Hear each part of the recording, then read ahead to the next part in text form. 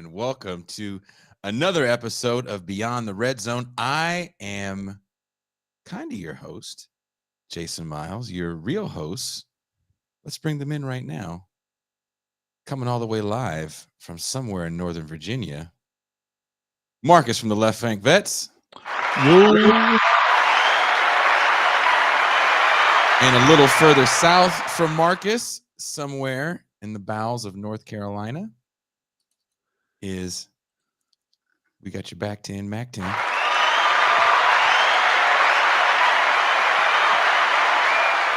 Cheers, gentlemen. Cheers. How are you guys doing?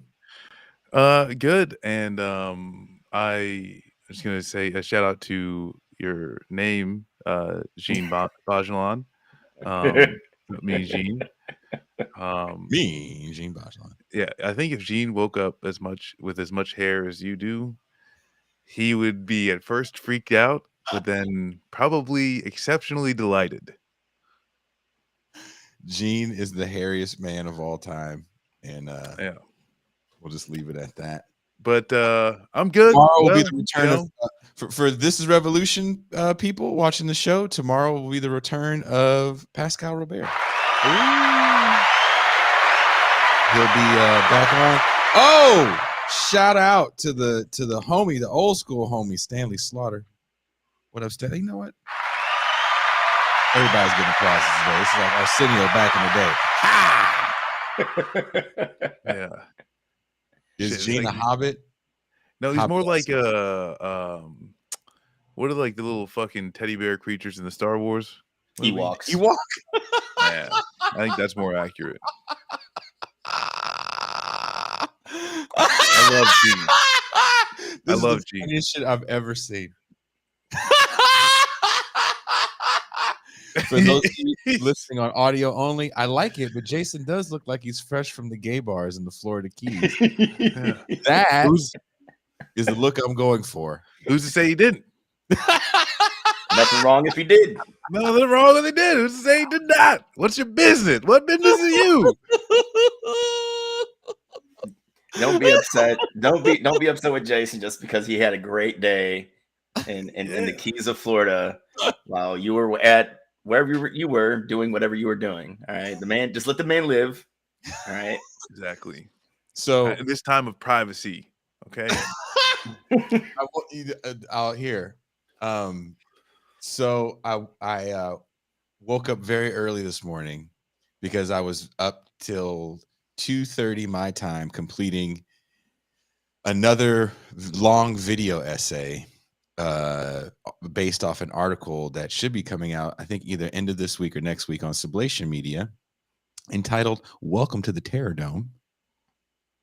For those of you that are rap fans will notice that every chapter in the thing I wrote is a rap song. Kind of about the LA riots and the idea of it being strictly racial. So, the kind of taking on all the material problems that led into the riots, so we can start looking at things like police reform a little differently. And you want to hear funny? You want to hear something funny there, Jason? You know who originally kind of challenged the racial, the couching the LA riots and race was Sublime, and the actual song April 26th, 1992. Yeah, the one lyric is like, it wasn't just for the blacks, it wasn't just for the whites. Yeah, it ended up going like it goes. It's this fucked up situation and these fucked up police, right? Like that's how it ended up going. So like that album came out in like 90. Oh God, 93. 94. 94. It was 94 or 95. That's the one he does in the crack house, right? Yeah, and that's the one I just aged myself, and as soon as we're done today, I'm gonna go throw myself into traffic. So, it was great. There's a lot of different facets that get into that, and I try to get into it as much as I can with the 1,500 word cap. But I did 3 shows today, going over that and the video essay. So when I got up this morning, I was like, I'm going to go run first. You guys ever do this? Like, you can't start your day without exercising. I know Mac is a nighttime exerciser. I don't know. Yes, I am. But I mean, I've been getting back to like regular shopkeeping hours, man, where I get up at a decent hour in the morning and I go get my lift in. You gotta do, like, I gotta go run. Like, I'm going to run more. And I did my run. I did a shorter version of it. I only did a mile. And I came back. I was like, damn, my face is Wesley Snipes and my body is El DeBarge. I am not. I am contrasting right now. How did I pull this shit off? So I said, you know what? I'm going to do the shows outside on my deck, and I'm going to tan my body so we can be one unified black man. Mismatch. Two-toned. Look like me in Afghanistan with the soldier's tan. Yeah, where it's from the wrist to the elbow, the back of the neck, and all the entire space underneath the my raccoon. afro. Raccoon eyes. Like, and that thing too is like, like I used to have I'd have a tan line for where like the chin strap for my helmet, but then also like since I was in like a mechanized unit, we were driving everywhere in the dust. Right? It's not sand. There's like a dust, and I'll just be covered in it. And so like I'd take off my helmet, and so my whole face would have a layer of dust that was exit my except for my chin strap, and then I'd wash my face, and then like it would almost reverse. Like it's so fucked up. So Marcus, you know what I'm talking about. You know what I'm talking about. Yeah. When you look at your body and you think like, damn, I don't even know what to do with this shit. Right now I need to get back in the gym. I'm probably gonna double. I'm probably gonna get like a 4th booster and then like wait 2 weeks and then say fuck it, like because like and Mac, you might. I'm in like the pre-deployment body right now. I'm in the fluffy me. I'm like I don't give a fuck. I might die, so I'm drinking at least 10 beers every night. That's man. Like the first. That's like 3 months going in before you deploy, because like I don't know. You don't know what the fuck's gonna happen. Yeah, I mean, and the thing is, you only take a day off typically because one of your buddies was complaining about lower back pain, and you're like, well, if his kidneys are shutting down, I've been drinking more than him. So I need to knock it off just for a little bit. And by a little bit, I mean about 18 hours, and I'll be ready to go again. Right back into it. So no, I need to do something with my ass. So hold me accountable, Mac. I will. Jason, definitely, man. Chat, hold me accountable. Look, man, I got 2 weights here, 2 25s, and a little yoga mat. And I run, and I have a whole bunch of other exercises that I do. I can send you my workout plan. I will say that you will sweat very hard. Oh yeah, I'm a sweater too. I'm one of those motherfuckers where like, yo, Marcus, if it gets above 50, I'm like pouring sweat. Yeah, I'm not that bad. See, once I get going though, it's just like, So there's a young lady that comes and visits me every so often, and she was like, I want to bring my running shoes next time I come. So she brought her running shoes, and she was running with me. And so when it's the last 5 minutes, because I have a timer, we have to run back up the hill in which I live. And keep in mind, I live off a mountain, nothing's paved. And so I'm running hella hard, and she's like way behind, and she's like, what's your deal? And I'm like, look, every time I run, all I hear and see is Rocky training scene montages. So when I'm taking this hill, all I see is Rocky 4. And if you ain't taking this hill like Rocky 4, then don't even bother. I can't wait for you, man, because I'm going Drago.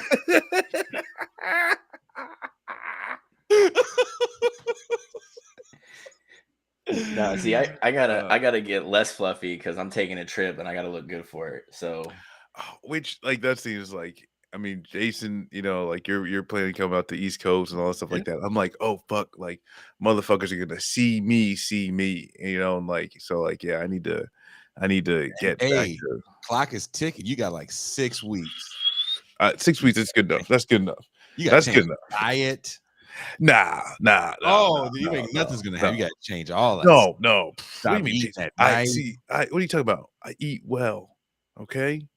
The eating's not the problem. I just need to move my damn body. I need to pick heavy things up and put them down. That's right.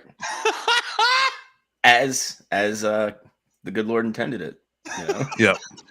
Yeah. There's two things I do very well. I grow hair, pick up heavy things, and put them back down. Your hair, I have to give it to you, and then we'll stop effing around. Your hair is very nice, and every time I see it, I'm like, I hate him. I hate his parents. It's like I hate his Jamaican heritage. When I look at Marcus, I just the rage builds up in me because of that beautiful head of hair on his face. Yeah. And then he hits you with that shit. He takes a shit and just does this to you. Yeah. It's like one day I'm gonna be missing. I'm gonna find like missing, and then Mac is gonna come with the left side, Jason on the right. He's Coming just in no like matter the what he Wonder does, he's Twins. just killing it. I'm just gonna wear a t-shirt because my hair is fire. But I don't know. And actually too is I'm gonna try and fucking shoehorn two of the first, quick hit topics together if I could. Because of the shut up and dribble comments. Yeah. I mean, I thought that was a pretty important one considering what was it just a couple years ago. Laura Ingraham? Yeah. It was Laura Ingraham and Tucker Carlson both were literally telling they said it to you? Well, they said it to the most. I know. I thought we were getting serious there for a minute. Apologies. But the thing is, we had a repeat of it this weekend, essentially. On First Take. So, tell me more. I've missed all of this. Well, I mean, Mad Dog Russo, right? Like he's the big New York sports dude. He's a accents that's like really thick. No, but he's a walking bag of smashed ass. He just gets paid to talk shit, and he's made a living doing that. And for whatever reason, ESPN decided that they were going to bring him on as like on-air talent. They brought in Rush Limbaugh.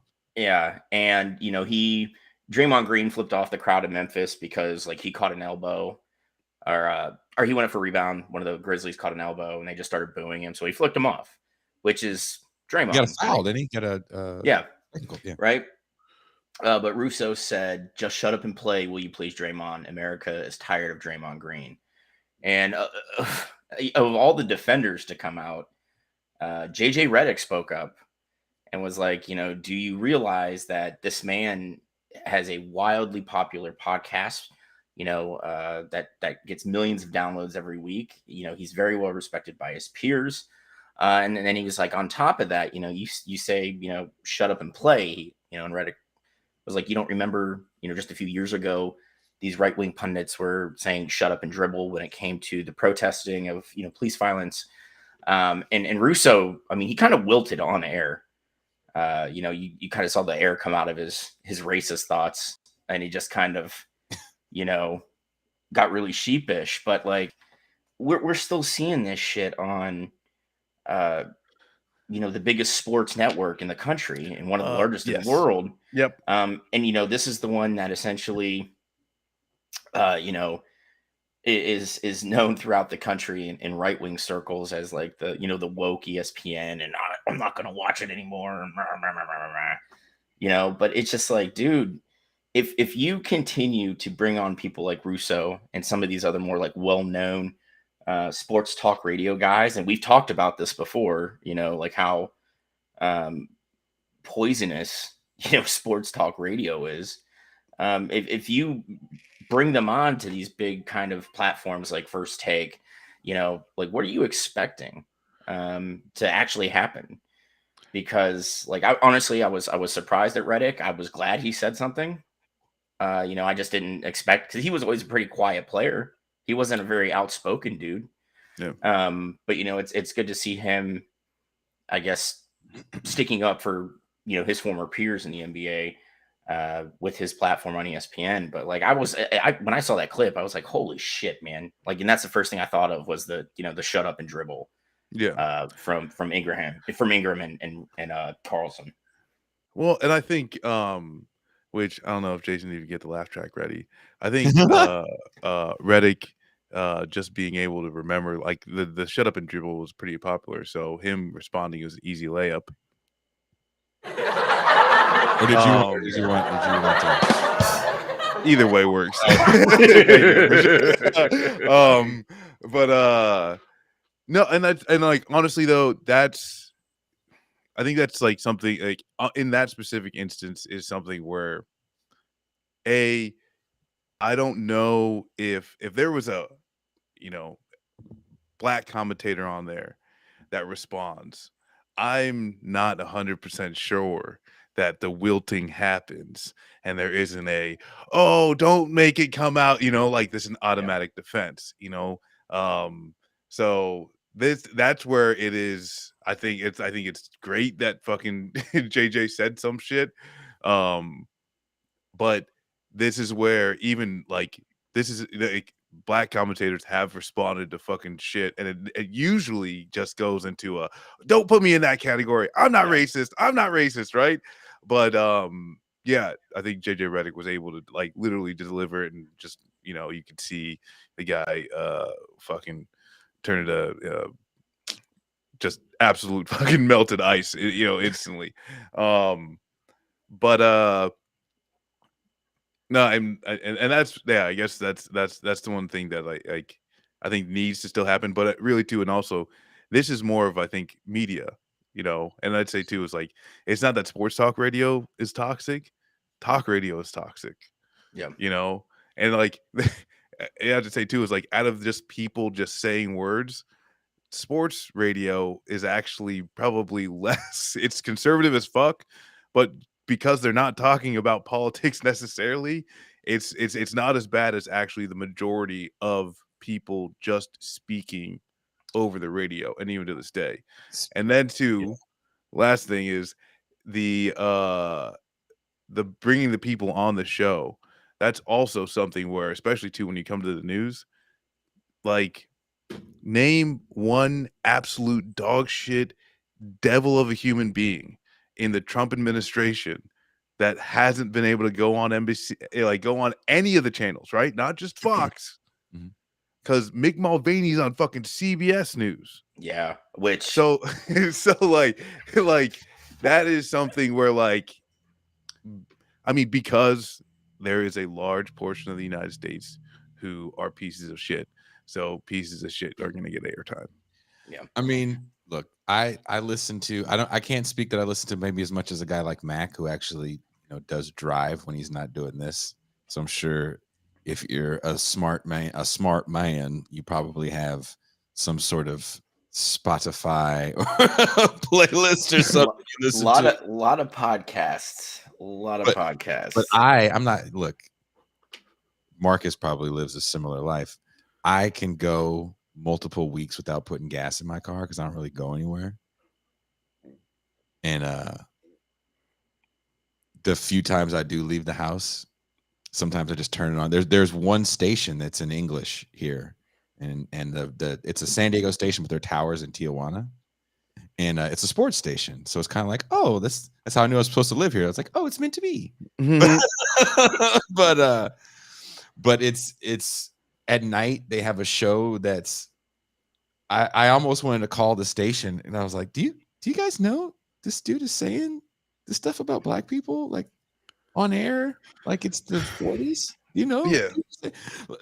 And I think for sports, for a lot of people, it's like get your politics out of my sports. So which everything's politics. Because they like black people, because they're like, well, I like black guys. The one that catches the ball, I love him. I got his jersey. Yeah. Like, okay, I'll give you a real example. I'll give you guys a real example. One year I was at what's that festival that people had never heard of, but it makes a lot of money. You went to Fire Festival? Oh, Bottle Rock. It's in Napa, California. Did you say went to Fire Festival? No, it wasn't Fire. That motherfucker wasn't hiring anybody. No, you went to enjoy yourself. You went to relax. That sounds like a good idea. Bottle Rock is what Fire Festival thought it was, but it's a very, very high-end wine and high-end food festival. And they bring a lot of big-time chefs and wineries in from the surrounding area in Napa and Santa Rosa. And there was one guy that was being extremely difficult. And everyone was coming up. Even white people were coming. They're like, "You think this guy's racist?" Like he was like offensive. Holy shit! Downright offensive. I mean, you got to be wearing a Klan hood for white people to get up. One of those white guys, or even the white. I think this guy. So what do they say? Right? Wow. They say, "Jason, can you go deal with?" Right. So I walk over to the guy. No fooling. His son has a Giants hat on. My favorite baseball team is the San Francisco Giants. I was like, the Giants? I think I saw Barry Bonds. And Barry Bonds was there, actually. Barry and his dad are really hanging out. Ken Griffey and his dad were there. It was actually kind of cool. Shit. I was like, I think I saw Barry Bonds. And the dude comes up, he goes, his favorite player is Barry Bonds. Barry Bonds is the greatest baseball player of all times. And I'm looking at this dude, and I had overheard him be like he's very rude to women. He was just really difficult. And we start talking about Barry Bonds. And he goes, "This steroid stuff is crap." Would a black man do drugs? He's defending. I know two people that defend Barry Bonds this hard: Adolph Reed and his daddy, and Barry Bonds' daddy. That's it. So nobody. This white man is a very close third, and this dude is just so. And he gives me his card. He gives me his card. He goes, "If you're ever in the area and you want to eat at my restaurant, you let them know that I said it's like." I mean, this is $100 plate ass restaurant. It sounds like my own personal hell, actually. But that's how these people think, right? They're like, this is not. I'm not racist because I love Barry Bonds to this level. Ergo, when I say all these jungle monkeys need to leave the city so I can watch a game, I don't mean Barry Bonds. I mean jungle monkeys. Well, that's the thing is that there's like this belief, because motherfuckers internalize this shit that no, there is a difference between the races, but there's a few good ones. And the thing is too is as soon as you walk up and you start talking about Barry Bonds, you're instantly one of the good ones. Yeah. And as long as you don't say anything out of line, you stay there. Or as long as you could keep it focused on Barry Bonds, right? This is where, it's all fucking good. But I mean, oh my God. I mean, I remember this one restaurant, this fucking couple I used to work for. And I don't know. I can't remember what the fuck, the parents, the people who own this shit's order some type of food. And I remember saying oh, he probably's never tasted this before. And the way, I just looked at him, I'm just I looked I was just like, God damn. You know what I'm saying? Mm-hmm. I know exactly what the fuck you're saying, Mm-hmm. Oh, that's all right. But I never stole anything from that place. Just I'm glad you didn't say that, because Jack Dorsey is still supplying me with lightning cables from everything I took. Or actually, I shouldn't say I did it. They didn't care. But I mean, I think we all agree that there's a certain. You can go to a sporting event, and that's definitely a situation where you are going to be in a crowd full of people that may be racist as hell. But as long as you got the same right colors on. Yeah, I don't think it's maybe. And depending on the sport, I think it's definitely I went to see the Kraken play the Hurricanes in Raleigh because I started watching hockey, and I'm like, if I pick the new team, nobody can call me a fucking bandwagoner, right? So obviously they're not that good. They didn't make playoffs or anything. And I was sitting next to this great group. There was a married couple that's literally hitting all 82 Kraken games. They're both retired, and they're just we're just traveling around. So they're sitting there explaining the rules of the game to my kids. And then there were these like assholes that directly in front of me that were smashed by the end of the first period, right? And the pure invective that came out of their mouth was alarming. And it quickly went down like the racist rabbit hole where oh my gosh, dude, like, you know what, I might be a Kraken fan because there's no black players on the team or in the entire minor league system, right? Oh wow. And the Hurricanes have like 3 or 4, which is actually a big number for a hockey club. Like, let's face it, they weren't very quick to embrace people of color for quite a while. Yeah.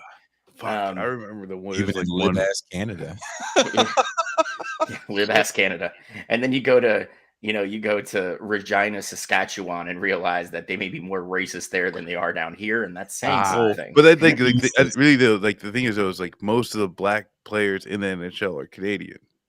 Like, it's just like because like what Negroes did you grow up in the hood? That's like, well, that's what I'm saying though. It's like they're like, that's what I'm saying though. It's like people like, and they're like, oh hey, they got some black players. It was like, but yeah, these are Canadian motherfuckers. I remember like there's a Blue Jackets player, fucking, I don't know, fucking. I don't know where you can Pierre Picard or some shit, and it was like, yeah, this dude's from fucking. Well, you guys are from cold places, though. Did you? And I'm asking this like seriously because I don't know. Was there places you guys could go ice skate as kids? Oh yeah. Cleveland, they're all over the place, but I didn't go those places. But yes, there were places. Yeah, they were essentially places that the rich white kids that went to the private schools played club hockey at, right? Because they played club hockey and then they played school hockey. But like St. Ignatius is a big time like football and hockey powerhouse in high school, like at the high school level in Northeast Ohio. Yeah. But like hockey, I mean, there's a reason that in the United States anyway, you don't see a lot of poor people play it because it's the most expensive sport to get into. Well, I mean, with hockey, you're that's. I mean, I think we mentioned this before. If in hockey, if you're playing in the NCAA, you're mids. You know what I'm saying? You're okay. You're okay to decent. Like the some of the best players, they go. You know, they don't touch. They're not playing even for school teams when they're in high school. You know, there's a completely set. Like this is growing up in Ohio. Like there's a completely separate private hockey league system that drives to the NFL, and then the NHL. Sorry, no, I know. There's too many margaritas. And then but then you still have like like the teams like that are attached to the school that are still wildly expensive to play in. But yeah, it's I mean with hockey, there's I mean even with ice skating, you know what I'm saying? Like, my parents are Jamaican. Like, it's not like like me and my fucking brother. Like, you play in the snow, it's sledding, and all that type of shit. But it's like there's a limit to this shit, right? Like, I remember you ever been snowmobiling? You live in Ohio? Like, what the fuck do you think? Oh, I lived in Columbus, right? This is city. There's concrete. But like, either way, my first time in Columbus, huge barrier. I want you to know this. Maybe I told this. I'm sure I told this to you. My first time in Columbus on tour. This was one of those nights I was like, man, fuck Ohio and everyone in Columbus. But first of all, if you know me, go to church. Like if you know me, you know I'm like a huge Pac-10 guy. So just being in Ohio is already we're insufferable. We are. And so we go to it's a sports bar, and I couldn't tell you the name because I don't remember. I just remember it was a sports bar. And so we got there early as we usually did. And I toured with my ex, who is an Asian woman from Canada. And so we're sitting down, and this guy goes, What are you? Right. And she's like, what? He's like, oh, your nationality. She goes, oh, I'm Canadian. He goes, no. What are you? Canadian. And so this went on for a few minutes, and finally she tells him her ethnicity, which is Filipina. And he said, I've been to Hong Kong once. And It was like that kind of night. And somebody said some fucked up shit about me from the stage, like one of the opening bands. It was just a real fucked up night. And at the end of the night, when I thought it was finally all over, they were showing highlights. It was a Saturday. So I'm watching highlights of, I think, an Ohio State game. And who was the dude? This was so long ago. I think he was still at the school. The quarterback that got kicked out for Terrell Pryor. Yeah. I swear it was him. Anyway, watching the highlights, there's a white dude standing next to me, like pretty close next to me, like about this far away. And then we had talked like the whole night. And we're watching the highlights. He looks over and he goes, "Oh man, look at that monkey run." I was like, "Man, fuck Columbus." Motherfuck Columbus. It took like 3 years for us to even go back to Columbus, Ohio. Damn. Yeah. Ohio isn't what you would call a good place.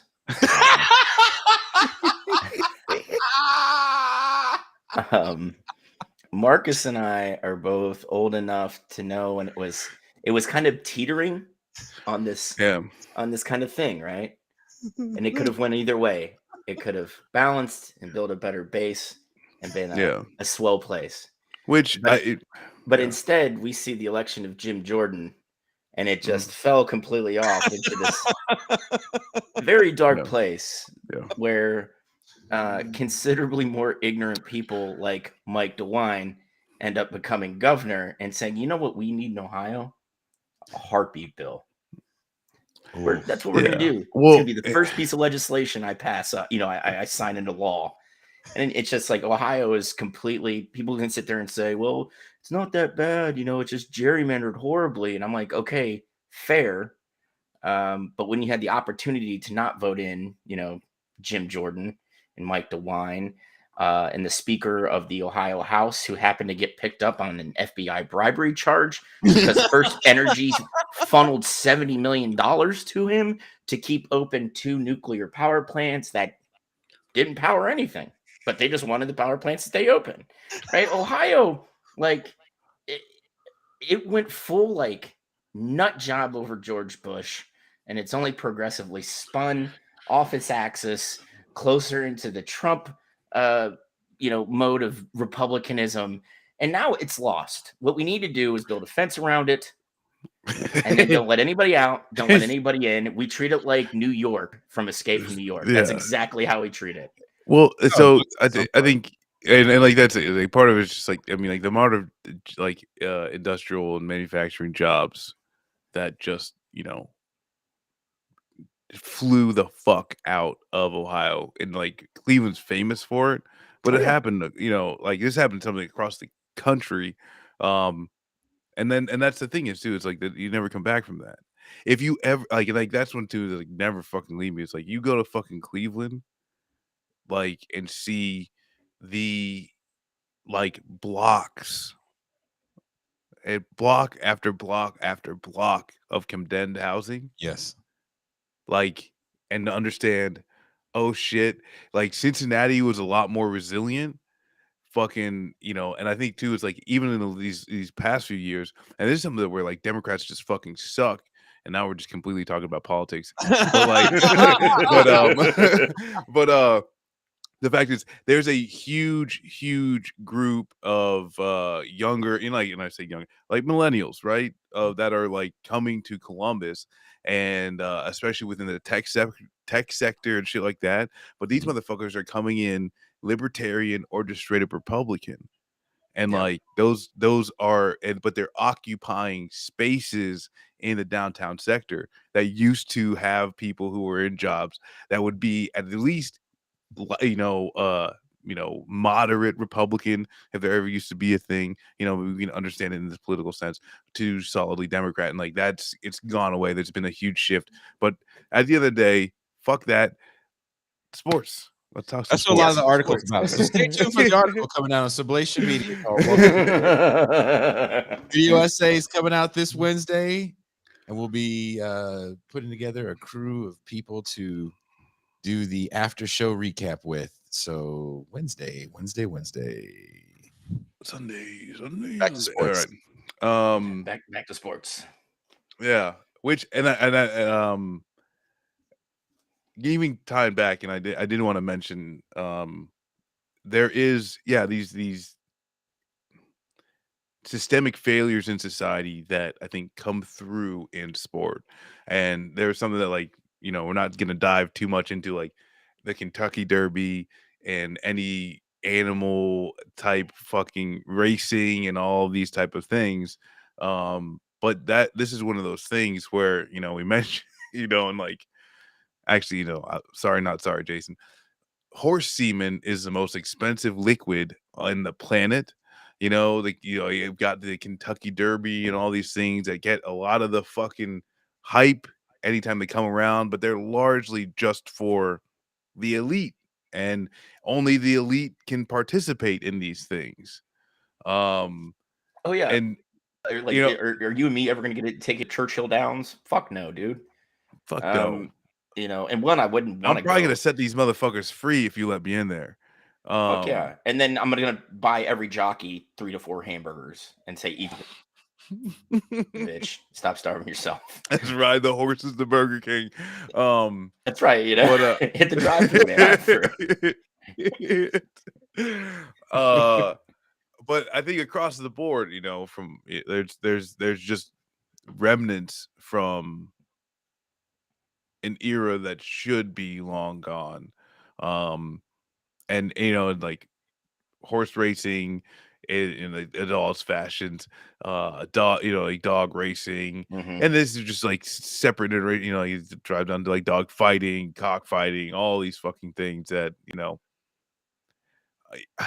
I don't know, really it's like these are some of the things, like the issues with sports and some of the ills that are just like, you're just being inhumane to another fucking being on this planet that I don't think necessarily like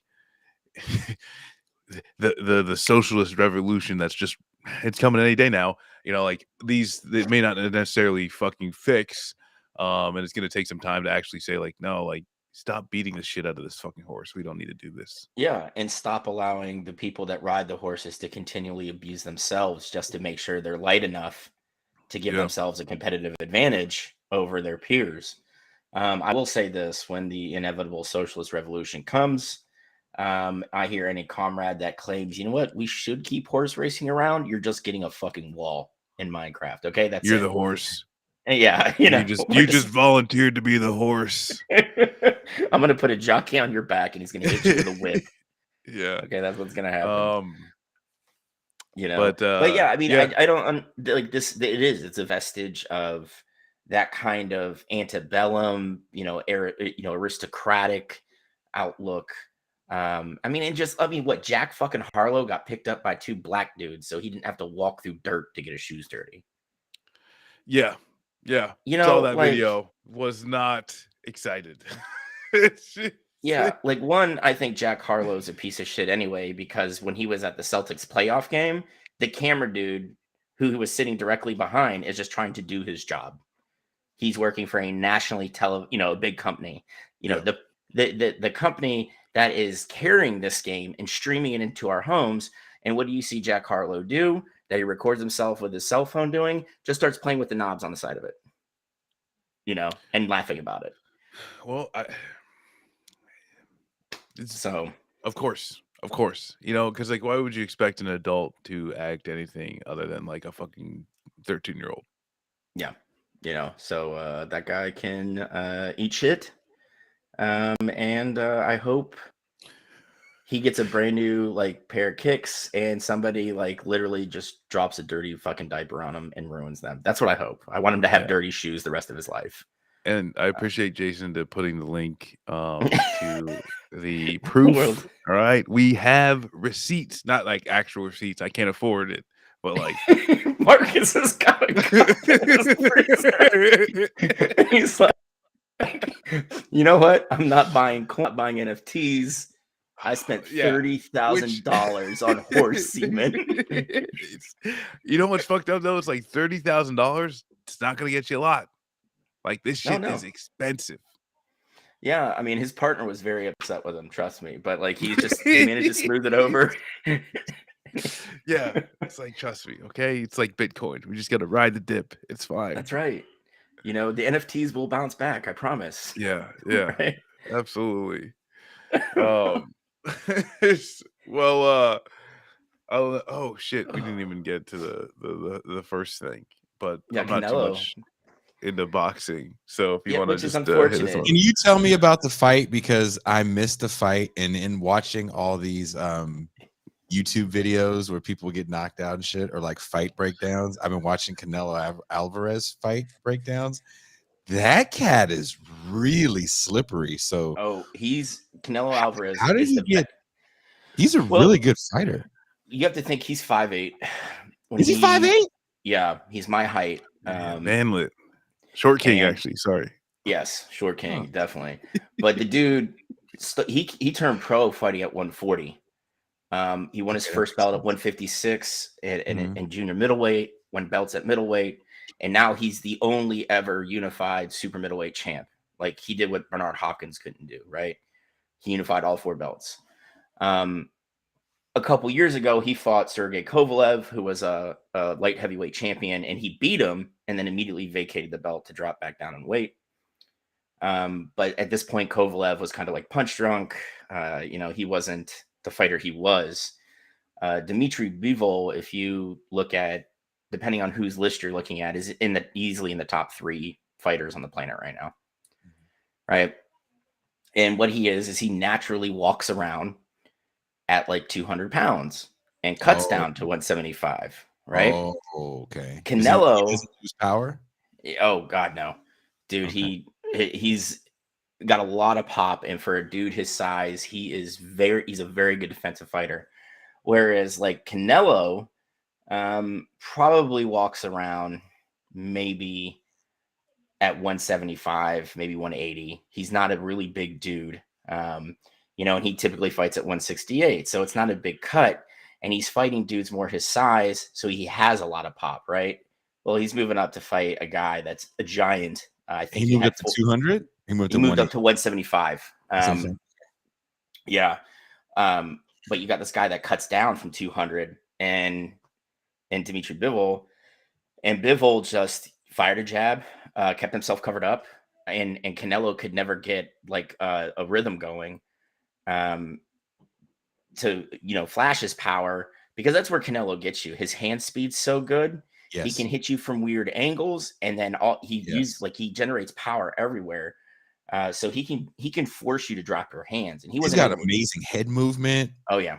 He's really fun to watch. Like, if you just want to watch a fighter with great movement, with style, the footage I've seen of this kid, I'm like, I wouldn't want to see you in an alley. Yeah, I mean, and before this fight, like, there were talks he was going to fight a cruiserweight, which is 200, between 200 and 220. Like, he, at this point, he's really just like kind of chasing belts and padding his resume, which I get. Is that the downfall, you guys think, of certain fighters? I mean, we saw this with Roy Jones kind of later in his career, after he just really dominated the mid-tier divisions and started to slowly move up to a softer. I mean, if you remember when he was fighting at heavyweight, it really wasn't dominate. It wasn't the heavyweight division that we see now. Yeah. Like, heavyweights are back. Like, yeah. Remember that joke Chris Rock had about, like, poor fighters being the best fighters? Remember that joke? I see a lot of Russians.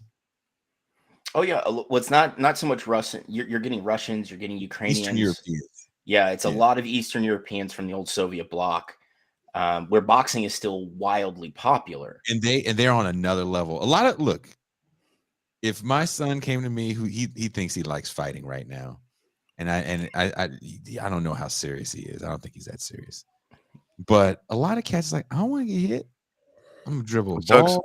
It sucks. It sucks getting hit in the face. It's not fun. It's not fun. And the thing is, dude, to tell you, dude, like, you're not the main character. You're not the main character. Even if you go into it and say, I'm gonna sign up for this type of fighting, whatever the fuck, you're not the main character. Right? There's not gonna be a montage of you learning this quickly and then being a master. You Mm-mm. are going to get if you want, and like that's the thing too. It's like if you really want to get good at any type of fighting, you're gonna get your ass kicked a Oh yeah, lot. more often than not to lose. Um, you're going to be doing remedial drills for 3 to 4 hours at a Yeah. time. And especially with boxing, um, you know, you will literally just work a bag. Like when I first got into it, I was just expected to work a bag and learn how to actually throw a punch correctly. And Mm-hmm. that was if I was in the gym for 6 hours that day, that's what I did for 5.5 of it. And then I had to do a half hour running, so like it's a That's very the thing is like, monotonous. yeah. I hated wrestling because and actually too is like this is almost like, I think it was like might have even be, I think going back to even like what is like as far as like boxing goes, and not just like as they too is like the injuries. I think it's is where I'd like to go. Because yeah, like training sucks, and like I remember like fucking wrestling in 7th grade and just getting this 8th grader in my same weight class just absolutely shit on me every in and out every day. I'm just getting my fucking ass kicked by a dude who's about to win states, and it's like, what the fuck? Like, how am I supposed to learn anything? But no, at the end of the day, and that's something too is like wrestling. You can wrestle for decades and probably end up with a lot of fucking physical, like neck down injuries, but Hmm. you're not going to be dealing. You're still going to have your wits about you.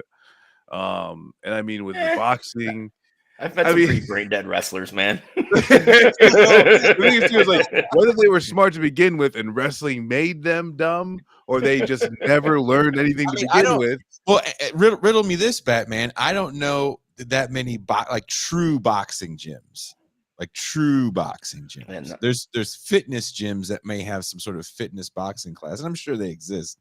Um, I think a lot of people get into mixed martial arts because it's hot, Yeah. but seeing these Russian cats, these Eastern European cats, they're still all about boxing, hmm like straight up. I told you about the bare knuckle thing I saw the other Oh yeah, day. the bare Like, knuckle oh fighting my God. championships. I Like, mean, dude. I mean, this is what kills me about it. Like 10 years ago, mhm. bare knuckle fighting wouldn't have been legal, like at No, all. no, Like nobody would have sanctioned that. But no. with the wild popularity of combat sports, I mean, there's sanctioned bouts now by You see those state athletic slap? It's authorities. because it's the decline of civilization You see the when slap there is a competitions? sport where it's the arm wrestling from over the top, Yeah. but you jump on a cat's arm to break it in an arm bar, or you punch him in the head. And I'm like, this isn't even entertaining. This is just like watching people get. Why don't you just go to hang out at a prison for a while and just start fights with people? Because it's not as skilled as watching. I'll tell you right now, A slap the fight? the This UFC fight this weekend was amazing because Oliveira, took the best of Gaethje and then ended up just choking him the fuck out. It was beautiful. It was a thing of beauty.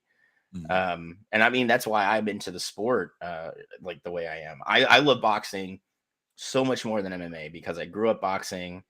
I have professional bouts under my belt, and it's kind of a shit show now because America's not as invested in it as a developmental sport the way it Mm-mm. used to be. But Mm. when you look at the pay discrepancy between boxers and mixed martial artists, why do you think we're seeing all these mixed fights now?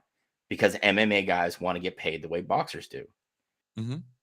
Because boxers make a shit ton. I mean, there were guys on the undercard for the UFC fight this week uh, that posted like their pay stub and their takeaway pay, after a 4 month, fight camp and paying out the cut man and their trainer and their nutritionist, they're gonna walk away with like 8 grand. You know, like I mean, like that's what that's to do is like boxing still got old money. Like that's the thing too. Like boxing is still got the old, like it's the remnants of being the only combat sport in town. And it's still got style that MMA is. People are still learning what a MMA style fight looks like, because if you see two dudes wrestling on the ground, it doesn't look like. If you don't know what's going on, if you don't know these are the holds, this is how you get out of a hold, and this is a defense move, and it just kind of looks like a street fight to a lot of people, whereas boxing still has the quote unquote sweet science. Well, I think boxing's getting way better because athlete training's on another level right now, and you got dudes now knowing don't get beat in the head during all your training, and I think we're seeing guys fight a little longer into their careers. Into their look at Bernard Hopkins, Jason. He fought until he was 53 years old and was a light heavyweight champ at 51. You know, like you're absolutely right. These dudes are taking better care of themselves. You know, Hopkins was always a very defensive fighter to begin with. He didn't take a lot of shots. You know, and a lot of these fighters, without sacrificing, the offensive part of boxing, are learning, great defensive techniques to ensure that. I mean, like Bivol this weekend, he didn't really get hit in the face, but like his shoulders and his chest were bruised because he was able to shift and slide away from Canelo's punches, that's where he took it. So I mean, did Canelo get knocked out? No, it went the full 12, man. And Bivol won it by a wide margin. They only gave Canelo, like, one card only had Canelo winning 3 rounds. So like he was at one point, Canelo, I think in the 6th or 7th round, he only landed 24 punches, which is insane because this dude normally lands several hundred in a fight. Bivol just mad. Yeah, he gets some of those angles you see him punch people on. You're like, how does that hit him? And then you watch in slow mo. You're like, oh, that's how it hit him. Yeah, it's as far as though it's like where do boxers go though? Because like after you get to your own weight class and like your next, whether you jump down, like whatever's better naturally, whether to jump up or jump down, like you kind of gotta keep doing this type of thing, right? Where like you just keep branching out. Well, because I mean, and that's a lot of guys move up because what they do is they clean out their old divisions, and that's what Canelo's done at light, middle, and pretty much has done at super middle. But the thing is, with his lack of height, with him only being 5'8", him being a full-time light heavyweight fighter is not going to happen because most of those dudes are 6 foot, 6'1". I mean, there's even a light heavyweight dude that's like 6'6". There's so some giants in the heavyweight division right now that look frightening. Who's that big white dude from the UK? Tyson Fury. He looks frightening. He looks like a comic book. Yeah, I mean, he black dude he always fights. Can't think of his name. Deontay Wilder. Yeah, Deontay Wilder. Yeah. Those two. Yeah. They look like monsters. Imagine Mike Tyson going up against monsters like that when he was fighting a heavyweight back then. The only monster I could think of that Tyson faced that looked like either one of those two dudes might have been like who was the dude from the UK? Not Lennox Lewis, but the other dude that was actually Bruno. Oh, Frank Bruno. Trevor Burbick was kind of ripped. Yeah, I mean, Michael Spinks even was bigger. I mean, he weighed more than Tyson. And Mike Tyson's only like 5'7". He's not very tall. Yeah. I mean, I don't want to take away from like Tyson's ability. Like he was an amazingly powerful fighter, but if he would have come onto the scene 5 years ago, he wouldn't be Mike Tyson. Mike Tyson fought a long list of stiffs and washed out heavyweights at a very young age, which really got his foot in the door. But look at what happens when he fought actual good boxers, guys like Holyfield and Lewis. He got picked apart. I wish he would have fought Holyfield before he went to prison. Yeah, I mean, the thing is, Holyfield was always a tiny heavyweight. He didn't like fighting a cruiserweight because you got to think cruiserweight is the last weight class to be added to boxing, and that happened in the early 80s. And they did that so dudes would stop saying, hey, man, I'm going to go from light heavy to heavyweight. So you go from 175 to over 220. Like these guys were just getting demolished, so they're like, we're going to put an intermediate weight class in there. So they make the cruiserweight division, which is 200 to like 210. right? And heavyweight's 220 and up. But there is talk right now of putting a weight class between cruiser and heavy, Mhm. lifting up the heavyweight like floor to 225 or 230, and then Mhm. capping it at 260, and then doing super heavyweight. That way, I mean, because they want to do for heavier weights what they did for lighter weights, which is where you had a jump, like a new weight class every 7 or 7.5 pounds. I mean, I I think Tyson. I went back. I fell down this rabbit hole where this dude did all these Tyson videos of different knockouts he had, different fights he had, and it brought me back to being a little kid and just being in love with HBO boxing.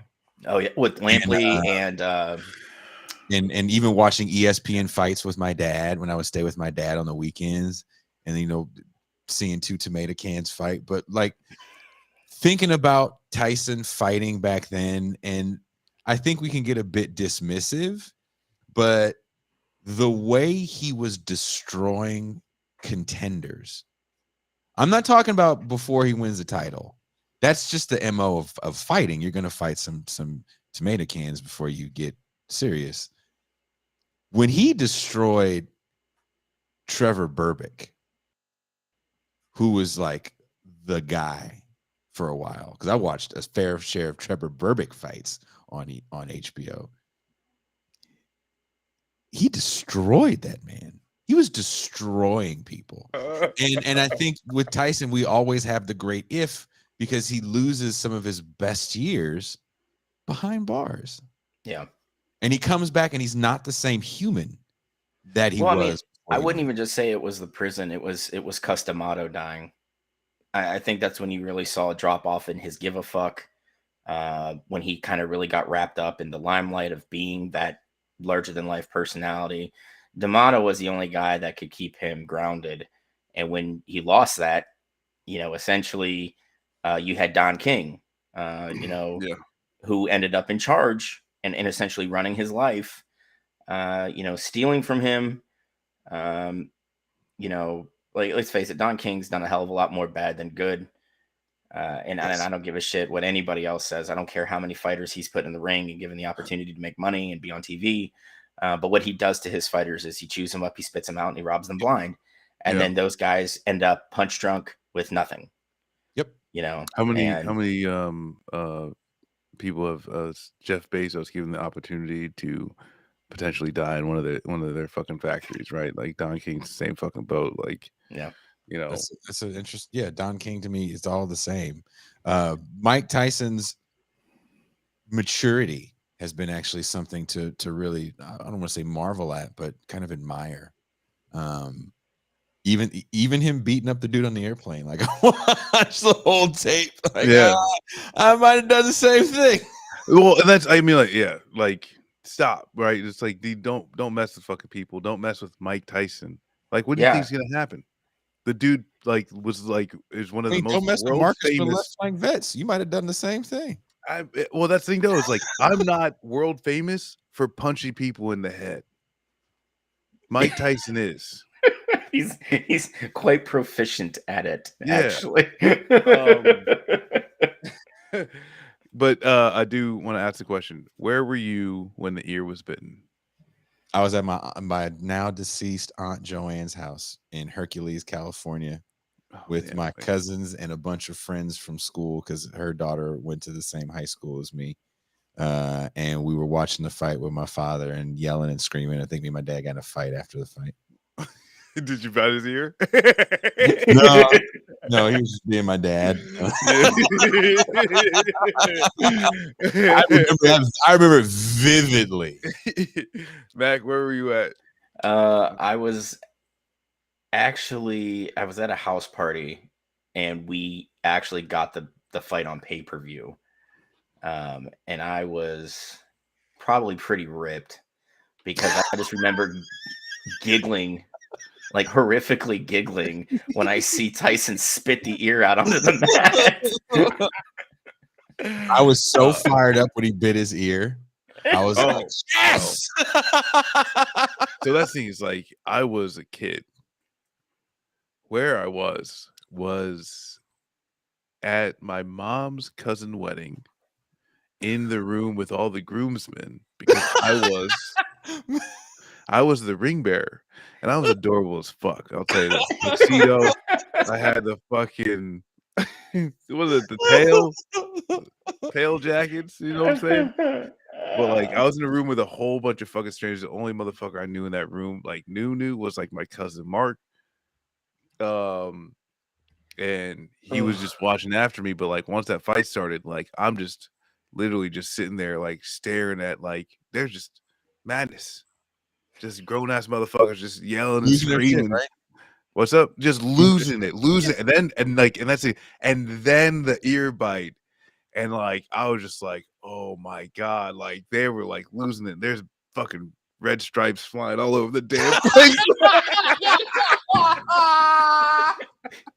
It was Mike fucking wild. Tyson, like you have to put it in context for people. And I know there's a lot of OGs watching the show right now, but for people listening and not watch that are a little younger, if you grew up, if you're between the ages, as I say, like 40 to 55, Mike Tyson was a hero like none other. And when that video game dropped, Mike Tyson's Punch Out, Mike Tyson could punch a baby on my street and I'd be like, man, I don't know what that baby did to you, Mike, but good job. Shut that little motherfucker up. Cry around, Mike. I'm saying whatever I gotta say to not get punched. That's Mike what I'm saying Tyson about Mike was just I'm telling you, when he went to prison and when he comes out and he's not the same guy. I used to like it when he came out with the little shirt, little fucking cut off shit. My defense is impregnable. Ludicrous. It's ludicrous. Oh man. I want to eat his heart. I want to eat his children. When he went that far, that's how you knew it was like, I don't know who this cat is, but he's been in prison too long.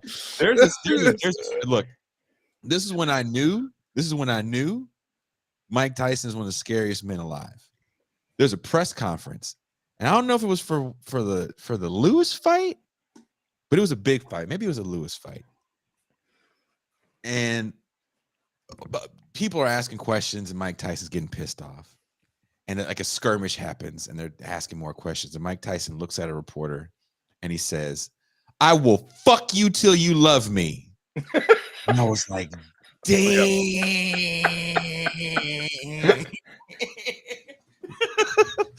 Like, that's a lot. Yeah, he said it like he meant it, and I was terrified. And that's the thing. He's like, "You censored that saying."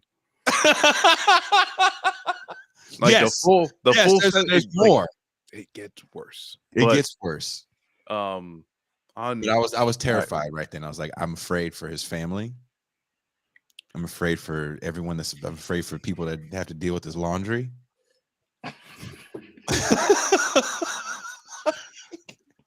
That's a whole different mindset that you're getting into when you yell that at a person. Oh yeah, but we do gotta move along, or this just might be a Mike Tyson appreciation reminiscence stream. Dude, let's just jump to the last one, Marcus. Let's just do the last one, because I think this is an important one that we got to talk about, because people are fucking losing their minds, man. About the draft? Oh no, about fan behavior. Because all I wanted to talk about was draft shit. Oh well, like that thing is like, for me, like, I especially paid attention to the draft just because, like, you know, I didn't want to sound stupid on the show, but like, for the long time, I don't think like the draft isn't. I hate the spectacle around the draft, right? I hate the new spectacle around the draft. Like I think like even the new spectacle around it made it just way fucking worse. The Ukrainian introduction. It's just made it worse. It's just made it way worse. And the thing is too, is like, when at the end of the day, it's like, the draft, what does the draft actually mean? You know what I'm saying? It means like, I got hope until the fall. Exactly. The draft is purely just what it actually means is it gives a corporation a legal ability to keep wages low for workers. That is what the draft is. It allows workers to not pick where they want to work. It completely is a continuation of the exploitation of labor. And like you both said, it's a horrible spectacle, and I'll hear no more of it. You know what? And Marcus Mariota has a real target in Drake London. I'm calling it right now. Drake London, best receiver coming out of the draft. I've never seen a more complete receiver coming out. Jesus. That's Drake London. Who do you think it was as complete as that most kid? complete receiver coming out into the draft, going to play with one of the shittiest quarterbacks. He's going to catch 3 balls a game, drop another 2, and then we'll finally see Atlanta go into full rebuild, tank for CJ, and then draft Stroud next year. Man, well, they're supposed to be. They got the kid. Didn't they get the kid from your guys' hoods from Cincinnati? Yeah, but I don't. Yeah. Is he black? Ritter, I don't know, man. Is he some sort of Gardner? Ritter? Is he some sort of Ritter's mixed? Is he mixed? Okay, well, yeah. They kind of make a big deal about it, but then they don't. Mm-hmm. But they make a weird big deal about it. Well, I saw the Sporting News mention his ethnicity, saying that he was mixed but white passing, and I was like, "Oh damn!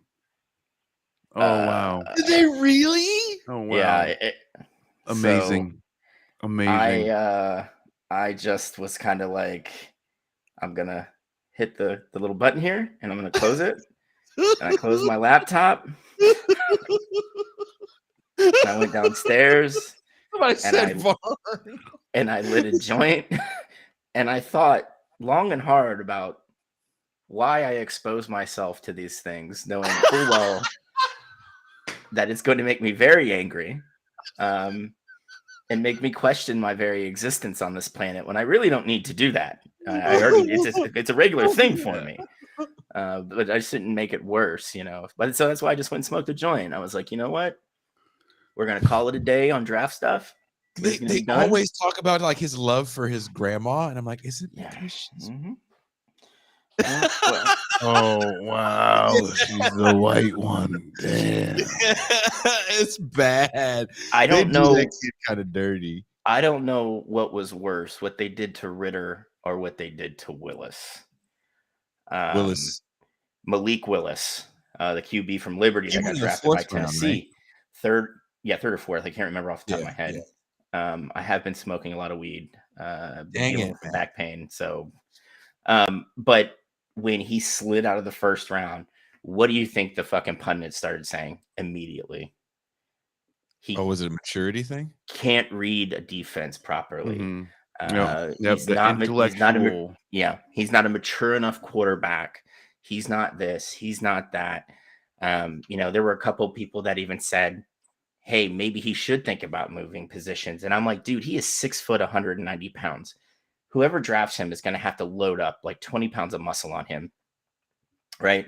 Like, he's not big enough to play anywhere else. And this dude's been a quarterback his entire life. Like, it's a little late to pull the trigger on a position switch.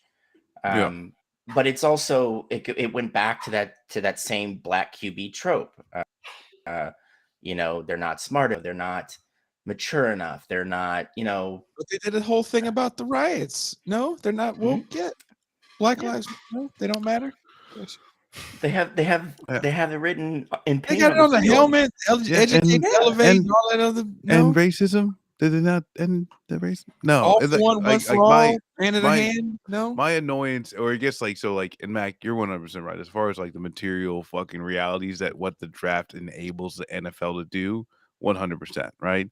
This new unproven, and like unproven in the NFL, because like playing in college is two, and the NFL is two different things. What type of pies? I saw that too. And immediately, are there some fruit-based ones, like a little tart, maybe like a cherry? I'm totally down. I just want to know right now. I want like a chicken pot variety.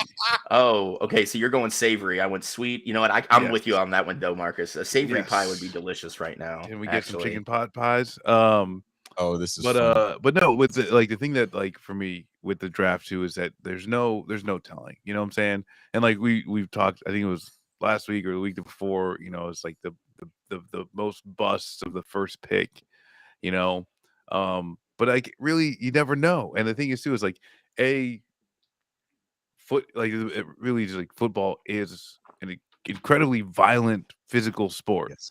So just off of the injuries alone, you never know. Yep. Like I could have sworn Andy Katzenmoyer was gonna fucking kill 30 quarterbacks in his 15-year career. And guess what? Guess what? He was picked 25th overall in 98 by the Patriots, who are my favorite team, and I was super excited because I'm like my favorite Buckeye ever. Had play on good my seasons. favorite team, and he was going to be amazing.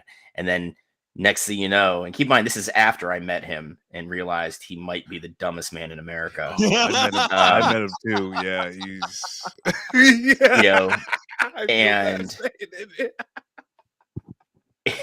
in his first like summer practice, he doesn't even get to participate because he has to have a neck fusion surgery.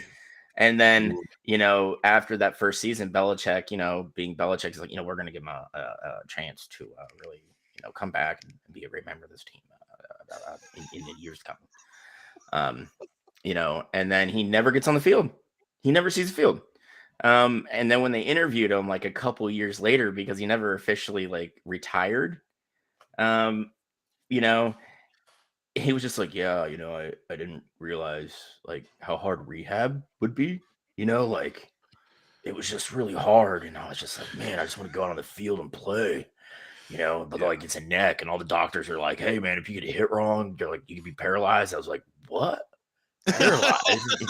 And he sounds like a moron. He's literally one of the dumbest people I've ever seen speak in public. And that's saying something because I was in the infantry for 16 years. But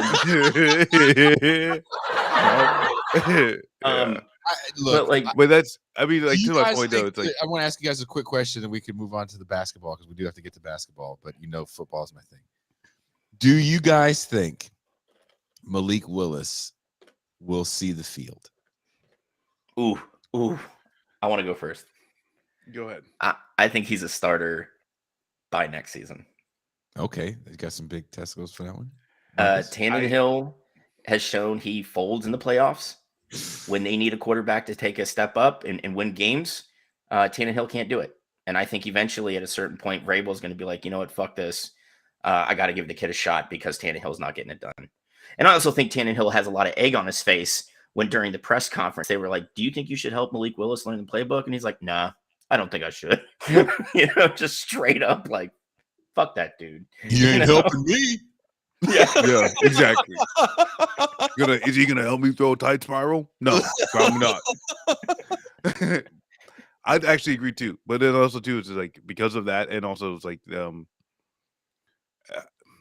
this is the NFL, and a lot of times factors outside of play, outside of what's best for the development of the team and the players, i.e., ticket sales, jersey sales, are what drives decisions, even on the field. And so, yeah, I think he's gonna play this season, probably sooner than later. And Trey Lance thing, like I got some packages for you. Yeah, but if not, just getting pressure from like higher ups, owners, and everything like that, saying get this motherfucker in because we need to start fucking selling jerseys and tickets. Yeah, I mean, and I think it's only a matter of time. Vrabel was catching hell about making offensive adjustments after Derrick Henry went down last year, and the offense just stopped moving the ball because they had no Mariota. Mariota would have. I don't care what you say. Mariota's throwing 35 touchdowns this season. He's throwing 35 interceptions? Is that what you said? Probably, most likely. Yeah. If he throws 35 touchdowns this season, you got to save all your money. I don't care if you get a penny jar. I don't care if you break into people's houses and go in their couch and take the change. You got to come to Mexico, look me in the eye, and say you were right about Mariota. Then I'll take you to get a lobster. Hey, you know what? I deliver in a pretty rich neighborhood, and I can tell you right now, not all of them have hooked. up security system. I like to call that wealth redistribution. And if you are a proper leftist, So you agree with me. you guys heard it here first on Beyond the Red Zone. If Mariota throws 35 touchdowns, Mac has to find his way to Mexico. Actually, if you find your way to San Diego, I will come get you from San Diego. My passport's updated too, so I'm good to go. Yeah. You're fine. You're American. You can do whatever you want. Don't let people. You're fine. You're fine. Listen, And I'm American on paper, but in my heart, I am not. like my friends that are male would tell me like, oh, dude, you don't need a passport. You don't need a passport. You're fine. You're fine. And I was actually talking to this one woman. I was like, oh, just come over. My friend says it's fine. And then she goes, but I'm a woman and they do treat us very differently there at the border. And I have crossed with no passport and they kept me in a room for some time trying to. Oh. I was like, oh, never crossed my mind. Listen, I've seen We're the Millers. I know it just takes a couple hundred pesos to get me safely across the border. Okay. No problem.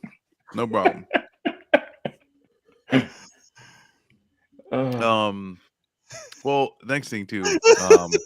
Thank you, Gigi, for pointing this out. My partner just ripped out the power to this computer. I'm glad Gigi pointed that out. No.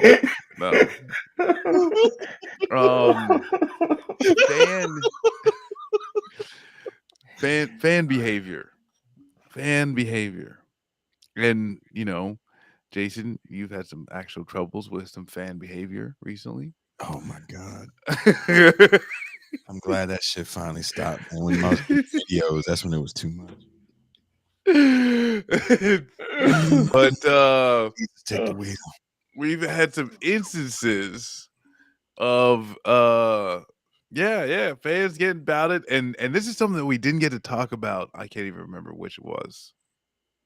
Yeah, just last episode we were gonna hit it, but then we got the giggles and started talking about other shit like we do now. So. Okay. All right. I wanted Marcus. Come on, you got a good segue. Come on, do it. Turn that corner. Turn that corner. Stop whipping me like a horse, Jason. No,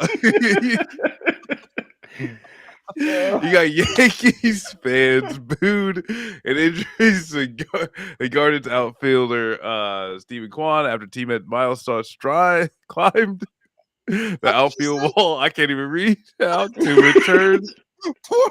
Poor Marcus had notes up. I've been bitching at Marcus to have notes the whole time. God, okay, so after teammate Miles Straw climbed the outfield wall to return some shit talking, the fans began throwing trash and full beers at the Cleveland players. Past weekend, fans in Dallas harassed and came in contact with point guard Chris Paul's mother and wife. Yeah. Let's talk about fan behavior. Malice at the Palace. Yeah, there's another one. I mean, you might get fucked up. We've seen this, like it's been a stable, right? Or a staple of going to games. Like you start chirping at players, like I remember talking shit to Joe Carter when he left Cleveland and went to Toronto. Right?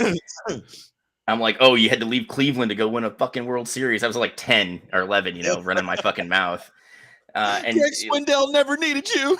Yeah, Oddibe McDowell was a much better outfielder. But like chirping's one thing, but like fans are really getting like ridiculous now. Like I was really surprised because I was watching the Yankees Cleveland series, and dude, Yankees fans were literally flagging the beer dude down, getting the beer, and then immediately just throwing it at Cleveland outfielders. Right? Wow. Kwan got injured laying out for a catch, to try and catch a ball, and they just started throwing shit at him and dumping beer on him, like by hanging over the wall. as he's laying on the ground. And Miles Straw was just like, nah, fuck that. So he literally just climbs the wall and just starts like firing back, at the fans. And when they were like, yo, like, what did you say to him? And he's like, dude, I told him straight up that you're the worst fucking fans I've ever played in front of. You shouldn't be like, we're out here working and you're shitting on me and my friend, my teammate, my family who just got injured for your entertainment, and I like, that's bad. But I think the Chris Paul thing's worse because that was his mom and his wife that were sitting in seats he paid for in Dallas. And I think he was like maybe 17 or 18, like, is like like talking shit to his wife.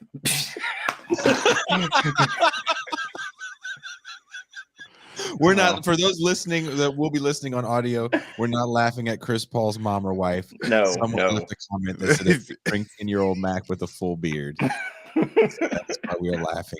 I actually feel really bad for Chris Paul. And it was, you could tell it was a bougie ass white family, like the mom and the kid, like, and they were shocked. They're like, oh, you're gonna kick us out? Like, you were literally sitting there talking shit to Chris Paul's wife and his mother, and the kid put his hands on Chris Paul's wife, and all Dallas, the at the American Airlines Arena, they escorted them out and then released a statement that they're banned for a year.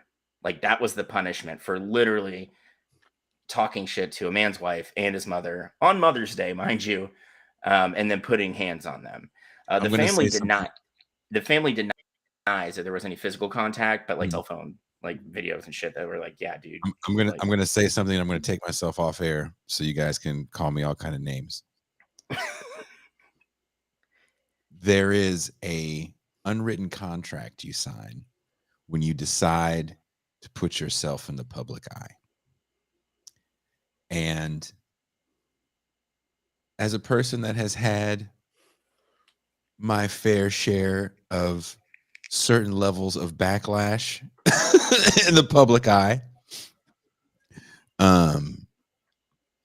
I understand that when you decide to do things and do it publicly, you may not like what happens. I don't think anyone deserves to be called any names. I don't think their family deserves to be called any names. I would be lying to everyone listening and watching if I haven't called players and their mothers' names. I've definitely said on more than one occasion, fuck you and everyone that looks like you. Fuck your worthless ass mama. I've said horrible things, yelled horrible things. I don't know. I would never put my hands on somebody, play. That's just out of line, but it's part of the relationship. Does that relationship constantly cross lines? Yes, constantly. And I don't know how those lines are drawn. Me personally, I try to draw them myself. When I could go out on stage, I could definitely draw a line. If you went too far, we could resolve the habitual line stepping that happens, right? It's a little harder to do when you're an athlete. And I think you saw when I say the malice at the palace, that was a situation where people felt they could throw shit at Ron Artest. They wanted to see what he was going to do. Yeah. I think there's kind of like there's kind of like two lines.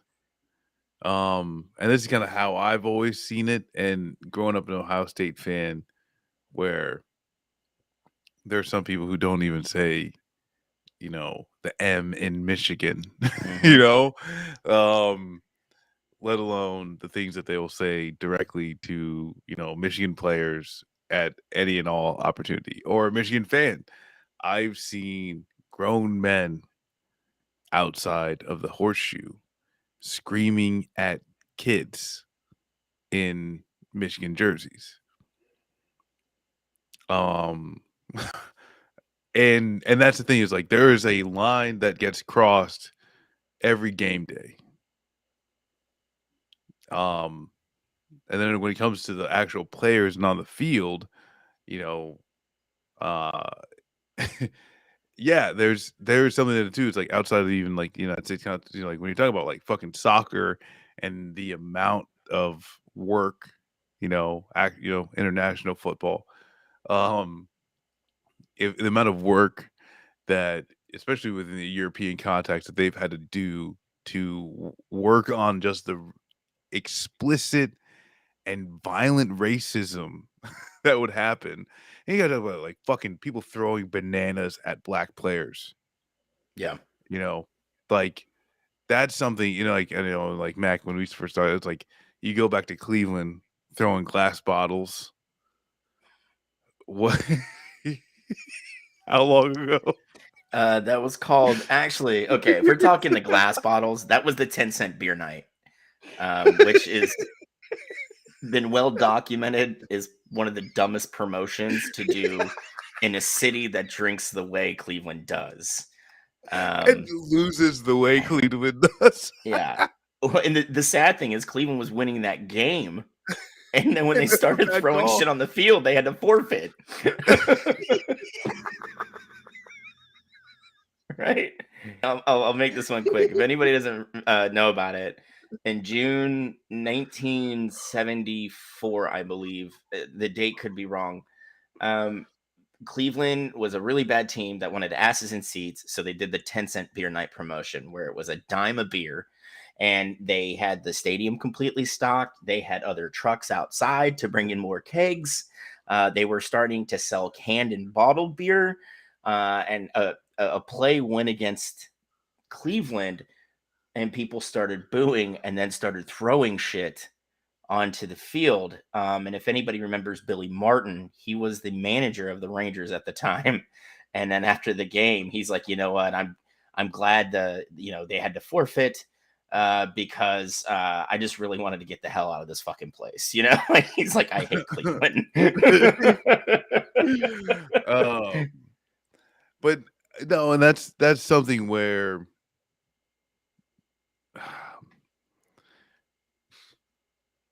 I'm not sure what, like I really think like there's a lot we can do, in our society just to make sure people understand like this is actually the appropriate behavior. And like I don't know that like what how this comes about, but at the end of the day, it's like there's nothing that says like, yeah, we're just a bunch of fucking disgusting animals. To even like looking back to the behavior that I had sitting in at the horseshoe. Yeah, I mean, And like it's one thing to yell and scream, and I'll say this like the last thing is like it's one thing to yell, scream, you get those insults, and like 9 times out of 10, especially dudes like at these big sporting arenas, like depends on the sports, like it's like football. Most of the times they're not going to hear you. All they hear is just the crowd. When you start getting a soccer, especially after the the touchdowns or certain like maybe you're getting some type of stuff with baseball, basketball. You have these instances where like they're right next to you. Especially like a fucking basketball player goes like towards out the end of the court, like or you're just sitting down at your own fucking sideline. Like they're right fucking like there breathing on top of you. So some of these things I just think is like there should be just more of a separation for and like it could just be like honestly a few feet would do a lot to help. But also too of like fuck, we are disgusting as well, right? Of those Like, seats, though. That's you're paying so you can smell yeah, the action. yeah. Right And I get all that. I get all that, but like, yeah, I mean, at the end of the day, like a few feet, I don't think really should really make you know what? Look, there's a few instances. Everyone wanted to talk about the Chris Rock and the slap and all that stuff, and then Dave Chappelle just recently got attacked. And if you go back and watch the Malice at the Palace, there's a moment where the guy that gets punched that's standing next to the guy that threw the beer is laughing. And then he sees Steven Jackson. And when they slow it down, it is the most beautiful look of oh shit. And you can see the man contemplating all the things he could have done with his day instead of take those free tickets that his buddy from work said, "Hey, I got some extra tickets for the game." Because when he grabs him, he's laughing, and he grabs him, and slowly it's just mortal fear. And he gets his lights just punched out.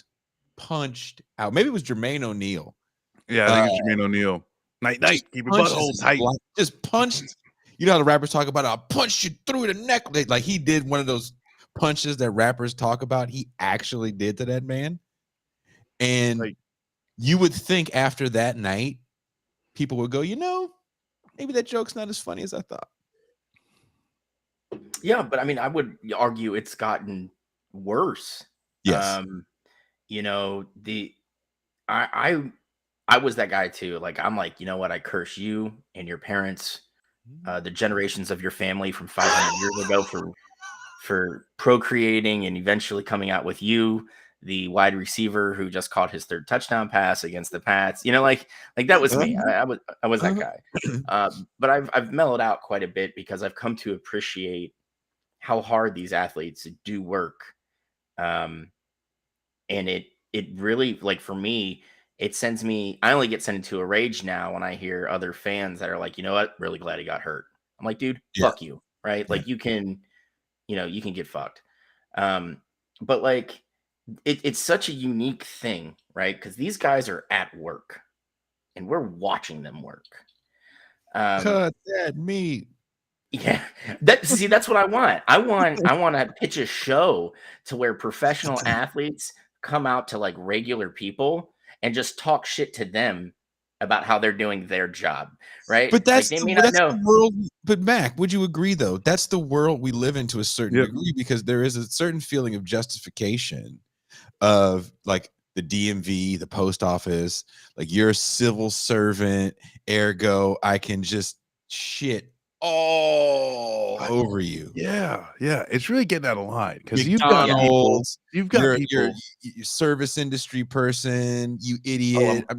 As someone who works in the service industry right now, trust me, I get it quite often, just for existing. But yeah, you're absolutely right. Like and like I've seen people blame COVID for it. Like, because we isolated so long, we learned how to deal with social situations. And I'm like, dude, get fucked. There's no way COVID had anything beforehand? To do with it. Yeah. It's like, are there like a little bit of pent up, like, I want to speak to your manager? Sure. But I mean, like, at the end of the day, it's like, too, it's like you get like you said, it's like it's always been a thing. I think cell phone cameras, internet, like this helps make things more aware, but I mean, like you've got people just trying to, like, whether it's someone like fucking at McDonald's serving you fucking coffee. I mean, people are yelling outside the Supreme Court justices' houses now. Oh, and what did they ever do? That makes me happy. What did they ever do? Okay, of course, right. That makes me happy as well. I didn't know that one in there. But like, they're just innocent bystanders. Okay, just taking a look at law. All right, making sure they got it right. But no, the thing is, though, is there is a culture that exists that's not really dealt with, and because like that thing is like I as a kid and watching Ohio State play Miami University of Florida for the first national championship that I get to experience, and yes, they wait, what'd you say? Go on. Okay, so when they turn when fucking who is it? McGahee, when his knee turns like an ostrich, when it turns backwards like an ostrich, I remember myself and all the people who are with were like, fuck yes. We were ecstatic. And that's fucked up. It's fucked up. But that happens. That's the norm. That's still the norm. And I mean, like that is something where it's like it needs to be more on an introductory level of this is just a sport, and the kids that end up like taking like it's really like this kind of like indoctrination thing of like this is the most important thing for anyone is this sport. you know it's kind of like where it drives to I don't know, where people can go a little too far, but I mean, the Yeah, but whole this guy sucks to me, I think, is a bit extreme. I'm like, yeah, I get it. They may not be as good as you like them to be, but hell, man. you can do better. I'm just Yeah. watching the game. At this point in my life, the last professional game I went to, a buddy gave me Raiders tickets, and he actually had black hole tickets. And I was like, it's really hard for me to go to a Raiders Bronco game and not wear Bronco stuff. So I was sort of subtle about it. I wasn't trying to be like over the top. you wore like a blue T-shirt with the Bronco stuff on it. Yeah. Yeah, just like a T. And just real subtle, not trying to be a dick, right? And I'm at this point in my life, I'm just watching the game. The Broncos lost. I'm just watching the game. And then people really started kind of losing their shit, and they wanted to talk shit. And even my buddy that's a Raiders fan, even he had to step up. And I was like, look, man, one more of these lines, and you might catch one of these hands. And it's just too much. People it's almost like they're acting out their internet behavior. Yeah. Yeah. I mean, dude, I would rather like just get together with a couple buddies, sit at home, like cook some like rad ass food and watch the game. Like that's where I'm at. Like I don't like going in public and watching the games too much anymore because I am just trying to chill, or I'm like too stoned to give a shit. And and I'm just like in my own world enjoying myself, and then people will be like, hey, I'm talking shit to you, and I'm like, and Yeah. I don't care. And like I have like people like talking shit to me because I unfortunately went out to watch one of the basketball games this past weekend because my kids are out of town, and like I don't have a dog in the fight. The Cavs got knocked out in the play-in series, right? So I'm just really just enjoying the games. This has been some really good playoff basketball, right? So I'm just like sitting there enjoying my drink, my steak's coming. I'm like, fuck yes, I'm gonna get a good steak, but drink these beers, probably more than these beers, probably a lot more than these beers, because that's what happened. But then I watch the game and just enjoy myself, right? And this dude was he was a Memphis fan, and I made the comment like, man, one of three of you outside of Tennessee, because like who's a Grizzlies fan? Like a real Grizzlies fan, right? I mean, Justin Timberlake's one of them, but like I don't know anybody else. Jessica Biel, I guess, would have to be by association, right? Because her husband is part owner, right? I've seen Matt Leck wear a Grizzlies hat, but it may have just been to fit his t-shirt color. He's a basketball fan through and through. I don't know if he's a fan of but teams. like I make this comment just joking, and he like this just like, oh, what, you think I don't know nothing about the Grizzlies? I'm like, what was the first city they were in? And he was like, Memphis. In Memphis. I'm like, nah, dude. Nah. How many Grizzly Bears are in Memphis? Yeah, I was like, all right, dude. So like, beware the Grizzlies of Beale Street. Bro, I googled. It was the Jazz players that came in here and scared all the Grizzly Bears away. There's as many Grizzlies in Memphis as there is in Utah. All right, like so. There's needless to say, none at all. Right? But like this dude's just like he kept like getting in my face, and then I pulled up like he's like they were never in Canada, and I pulled up Bryant Reeves, their first ever Damn. Vancouver Grizzlies, dude. This is where they came from, and he was just like, "Oh, that don't mean nothing, man. Like where I love the Grizzlies." I'm like, "That's cool, man. It was a fucking joke. Pipe down." And this guy just worked himself up into like this frenzy, and then like when I went outside to smoke a cigarette. He was just like, you know what, man, you got a lot of balls. I'm like, for making an offhand comment? I was like, dude, what is wrong with you? Like who hurt you, man? Like, do you want to Grizzlies did? The Grizzlies did. And I was just like, that is like fans now, in this country. Like people that just think, I got to start shit with other people. I got to start shit with the people on the other team. I got to start shit with the players' families. But listen to sports talk. Listen to sports talk radio. If it's not gambling shows, they're all paid advertisements.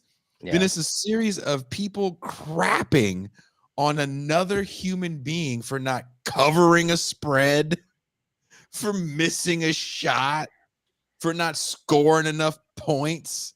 It's which, I mean, that's someone's like with I mean, like, I like think it's obviously this type of shit happened, beforehand. Yes. I think fantasy sports doesn't help at all. No, not at all. Because then it's like you got people, you got people like, oh hey, I'm gonna talk shit about the other team, but then like one of their players. Riviera's over here openly advocating for a return of corn, puddle of mud, and Limp Bizkit.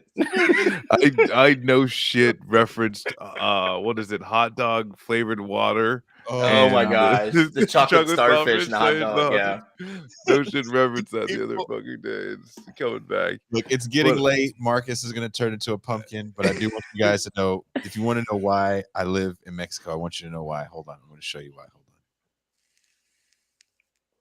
on. I want to show you why this is the greatest place ever. Oh Jesus! This is why. There better be something awesome coming. I've lived in California my entire life, and I've never been Bronco stuff. Oh my God! Look, and I can get this anywhere in town. Stand up! Stand up! Stand your black ass up. Let's see the whole thing. Oh my gosh, dude, that is amazing. Put your arms out. Oh my God! This is why. Like, I just want you to know. Hey, you want to know something else? I need to mix. It's not the only one. It's not the only one. I just want you to know that. What do you mean? You got multiple of the same? Oh, they got all kinds of styles. Oh my gosh. Look, there's two things I knew that this was going to be the place I'd retire in. One, when they told me how much the rent was. You almost got me. I asked to move out there. And then number two, I was like, there's Broncos stuff everywhere. Everywhere. You know what the best part is, Marcus? Some of it's misspelled like Los Broncos, but with like a K.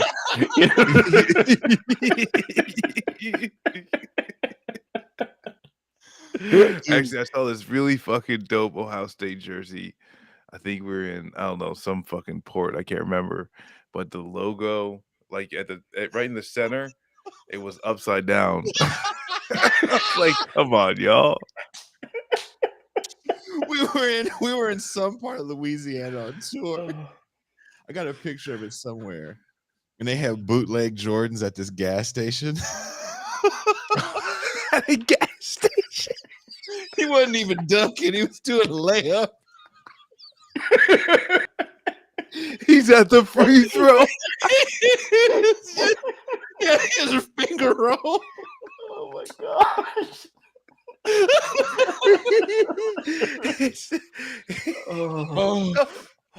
I just wanted you to know that was a real thing. But yeah, I'm not even trying to be funny. Like, seriously, if you come down, there's a few. These are the teams that I can get you right now. I'll be honest with you. I can get you Broncos stuff. Of course, I can get you Raiders stuff. I can get you Niners stuff. I can get you Chargers stuff. I can get you Chiefs stuff. I can get you Bengals stuff. I can get you Cowboys stuff. I can get you Steelers stuff. Done deal. Now I need you to get in contact with the manufacturer to see if we can do some custom Ohio State. Look, I'm not trying to get that. No.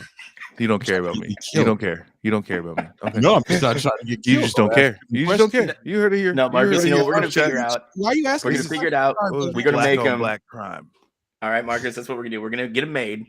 You can get a scarlet one. I'll get the gray one. And then one day we'll just show up wearing them.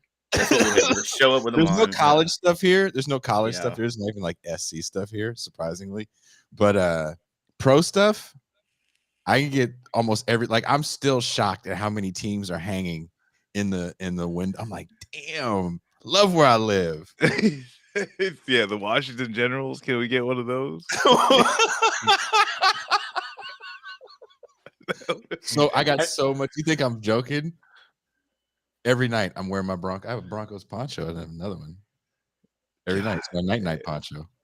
My night poncho. Night poncho. Oh Jesus, dude!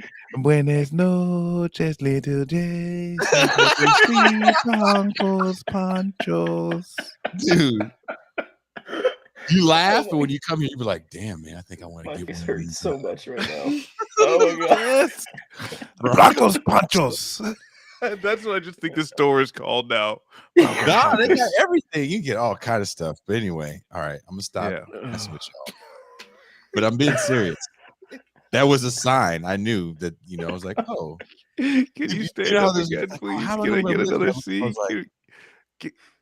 Let's get another look. Come on, Jay, stand up. Broncos. Oh, you want to see another? Let's just get a good look. What does he got on the back? Does it have anything on the back? No, it's just a plain. Oh my god, look at that, man. You want to see the night poncho? Yeah, let's.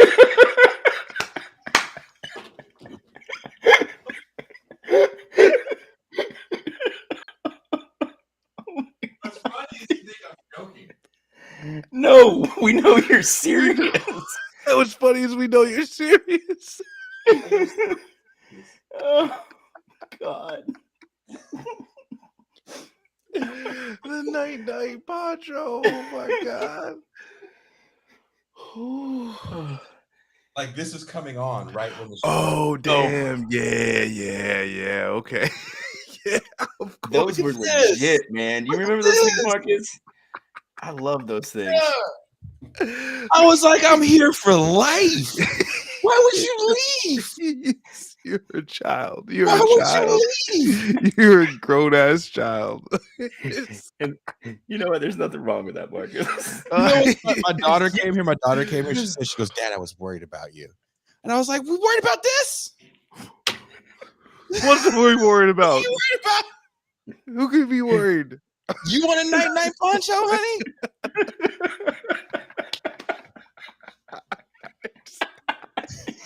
No, Hazel said it best. That's the stoner hoodie. It really is. It really is.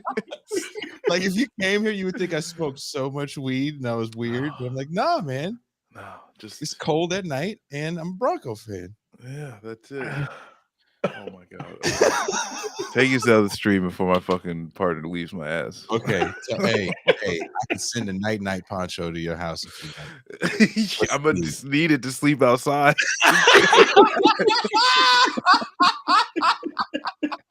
And on that note, we are out.